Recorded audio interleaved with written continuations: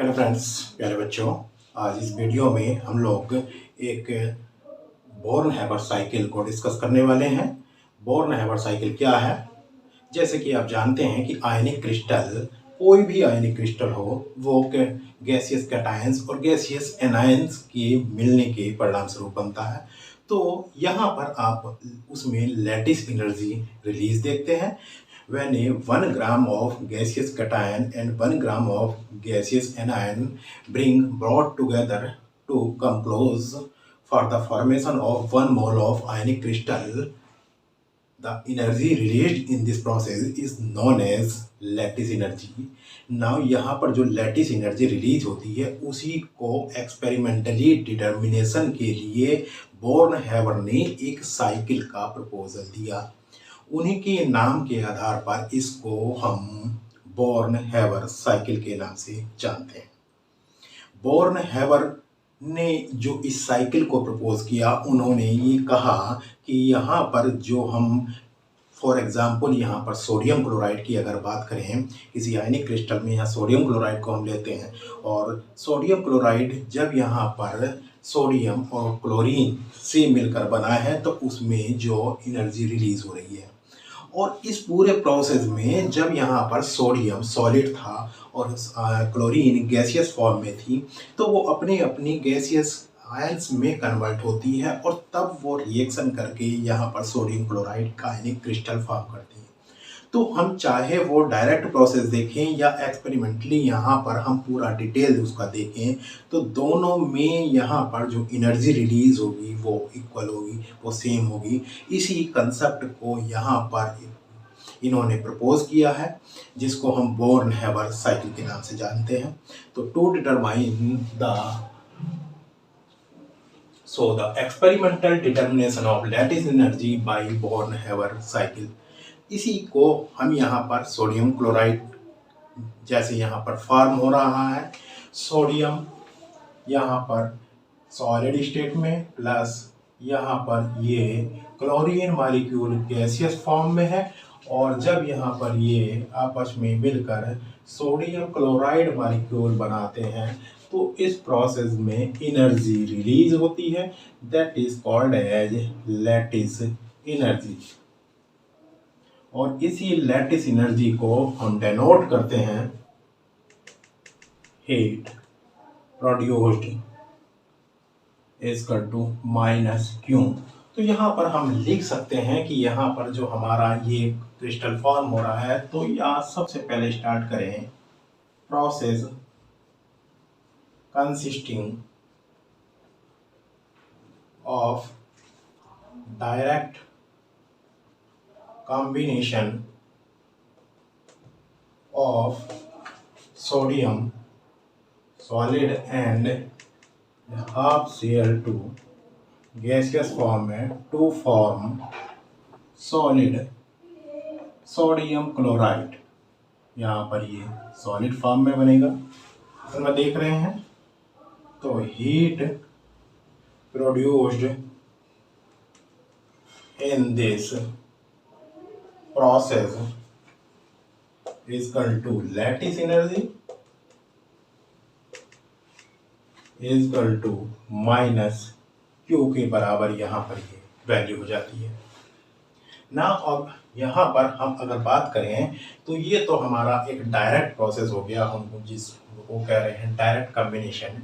इसी को हम अब एक एक स्टेप में आगे अगर करते हैं, जैसे यहाँ पर सोडियम सॉलिड में है और क्लोरीन गैसियस फॉर्म में है, तो पहले इनका आयनाइजेशन हो, आयनाइजेशन के बाद इनका कॉम्बिनेशन हो, तब हमारा जो यहाँ पर टोटल हीट चेंज होगी वो कितनी होगी। Now the second thing is the process consisting of 5 steps. यहाँ पर जो प्रोसेस होगा वो 5 स्टेप्स कंसिस्ट करेगा। उसमें जो सबसे पहला स्टेप होगा वो हमारा होगा the process of conversion of sodium solid into sodium gaseous state, जिसको कि हम यहाँ पर लिख सकते हैं इस प्रकार से। सोडियम यहाँ पर हमारे पास में जो सॉलिड है और ये कन्वर्ट हो रहा है सोडियम गैसियस स्टेट में। तो आप देखते हैं कि जब कोई सॉलिड गैसियस स्टेट में सीधे कन्वर्ट होता है, that is the process of sublimation. Here the sodium metal is converted into gaseous form, which is called as sublimation process. So the energy required is equal to sublimation energy। जो इस process में energy required होगी वो sublimation energy के बराबर की होगी, जिसको हम पॉजिटिव एस करके लिख सकते हैं। S means the sublimation energy. Now the second step is the process of conversion of sodium gaseous into sodium ion, Na positive. This is process of ionization, and the energy required in this process will be equal to ionization energy, जिसको हम plus आई से denote कर सकते हैं। तो यहाँ पर ये सोडियम हमारे पास गैसियस फॉर्म में था, ये कन्वर्ट हो जाता है सोडियम आयन प्लस एक इलेक्ट्रॉन में, तो ये हमारे पास आयनाइजेशन एनर्जी हो जाएगी, इसको हम आई से लिख सकते हैं। Now the third step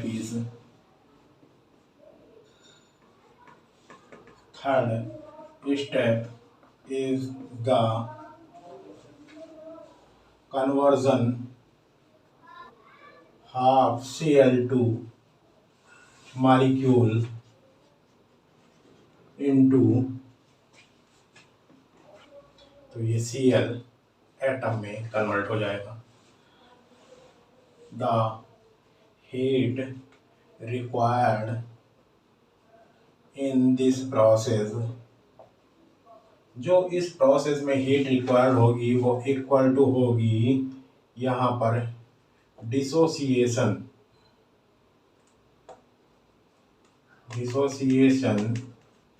energy of half Cl2 equal to, suppose ये D है तो dy2 से इसको डिनोट करेंगे।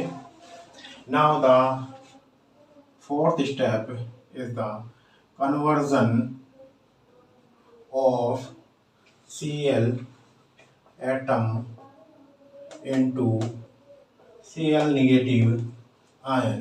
जो हमारा Cl एटम होगा वो एक इलेक्ट्रॉन यहाँ पर ग्रहण करेगा और ये Cl नेगेटिव आयन में कन्वर्ट हो जाएगा, और this is the process of taking an electron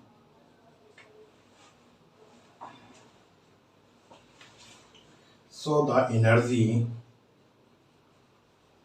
required oblique released is equal to electron affinity, जो कि हमारी वैल्यू होती ई के बराबर हो जाएगी, चूँकि एनर्जी ये रिलीज होती है, ये एक्जोथर्मिक प्रोसेस है, तो यहाँ पर माइनस ई से डिनोट करेंगे। Now the last step is the combination of sodium ion and chloride ion to form the solid sodium chloride molecule.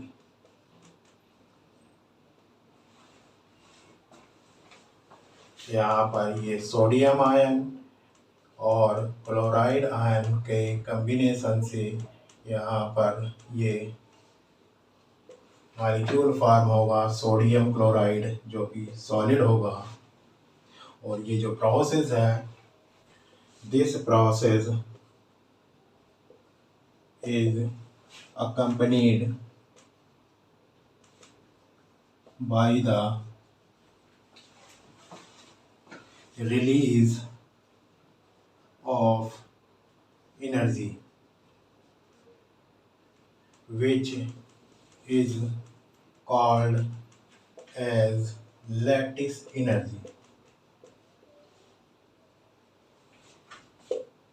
For example यहाँ पर ये U है, यहाँ माइनस U हो जाएगी। एक्जोथर्मिक प्रोसेस होता है, ये भी एक्जोथर्मिक प्रोसेस, यहाँ पर ये हो जाएगा। तो sodium ion plus chloride ion, तो यहाँ सोडियम क्लोराइड बना plus lattice energy minus U। इस तरीके से यहाँ पर आप देख रहे हैं कि हमारे 5 प्रोसेस में ये सोडियम आयन और क्लोराइड आयन आपस में मिलकर सोडियम क्लोराइड मॉलिक्यूल बनाए। तो ये 5 स्टेप्स में ये प्रोसेस हुआ। और एक फर्स्ट स्टेप में हमने प्रोसेस देखा था कि डायरेक्टली वहाँ पर हमने दोनों को कंबाइन किया था और सोडियम क्लोराइड मॉलिक्यूल बनाया था। हेसेस लॉ के अकॉर्डिंग हम चाहे प्रोसेस एक स्टेप में कराएं, चाहे हम मोर देन 1 स्टेप में कराएं, तो जो हमारा हीट का रेशियो होगा, जो हीट होगी, total heat change will be constant. According to Hess's law, the heat change in a reaction, whether the process is accompanied by 1 step or by more than 1 step, we can write it in the following way. Since 2 processes are independent of each other by Hess's law of constant heat of formation of sodium chloride, Q must be equal to the sum of all other energy terms. Thus, minus Q is equal to, जो हमारे पास सबसे पहले यहाँ पर sublimation energy थी, plus S, फिर उसका ionization हुआ plus I minus electron plus dy2 plus minus E and minus U। तो ये जो हमारे पास इक्वेशन है, ये लैटिस एनर्जी कैलकुलेट करने के लिए इक्वेशन है।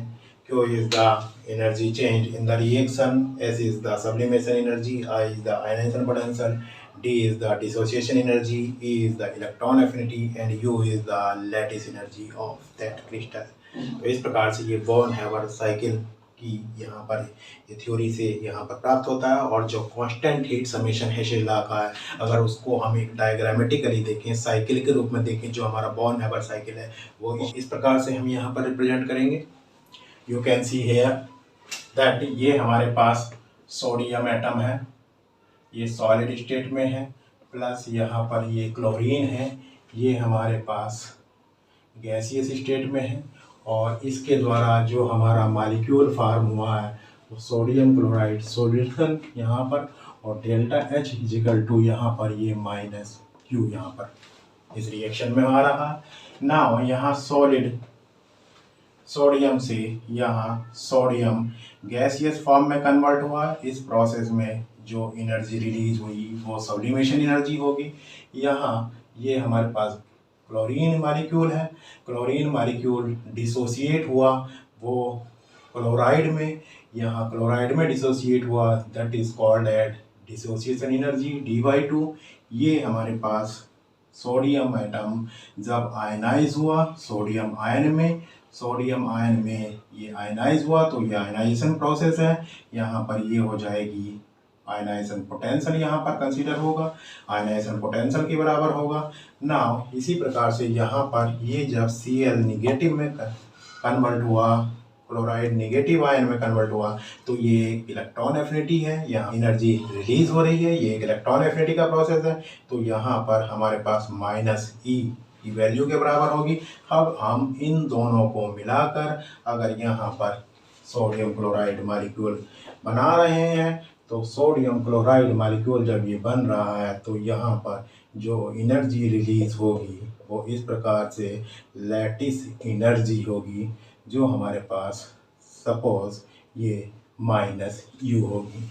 इस प्रकार से हमारे पास ये जो साइकिल तैयार हो रहा है कि हम डायरेक्ट इससे यहाँ पर सोडियम और क्लोरीन से सोडियम क्लोराइड मॉलिक्यूल बना रहे हैं तो एनर्जी -Q के बराबर होगी।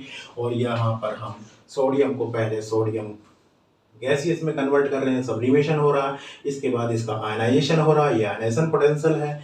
यहाँ पर क्लोरीन का डिसोसिएशन हो रहा है और गैसियस फॉर्म में एटॉमिक स्टेट में जा रहा है, तो यहाँ डिसोसिएशन हुआ। उसके बाद यहाँ पर इसकी इलेक्ट्रॉन एफिनिटी शो हो रही है क्योंकि ये इलेक्ट्रॉन गेन कर रहा है, तो माइनस एनर्जी रिलीज हो रही है यहाँ पर। और जब ये दोनों गैसियस कैटायन गैसियस एनायन आपस में मिल के सोडियम क्लोराइड मॉलिक्यूल बनाते हैं तो इस प्रोसेस में लैटिस एनर्जी रिलीज होती है। लैटिस एनर्जी -U के इक्वल है। तो यहाँ पर हमारा जो हेसेस लॉ और बॉर्न हैबर साइकिल के जो होता है वो यहाँ से हम टोटल एनर्जी को ऐड करते हैं प्लस SE एनर्जी प्लस यहाँ पर I के बराबर एनर्जी होगी प्लस यहाँ पर D/2 के इक्वल एनर्जी होगी यहाँ पर, और ये -E क्योंकि इलेक्ट्रिक एनर्जी रिलीज हो रही है माइनस यहाँ पर हमारे U के बराबर होगी। दिस इज कॉल्ड एज हमारा बॉर्न हैबर साइकिल। इस प्रकार से ये बॉर्न हैबर साइकिल आयनिक क्रिस्टल के लैटिस एनर्जी को एक्सपेरिमेंटली डिटरमाइन करने का एक बहुत ही अच्छा तरीका है। Thank you.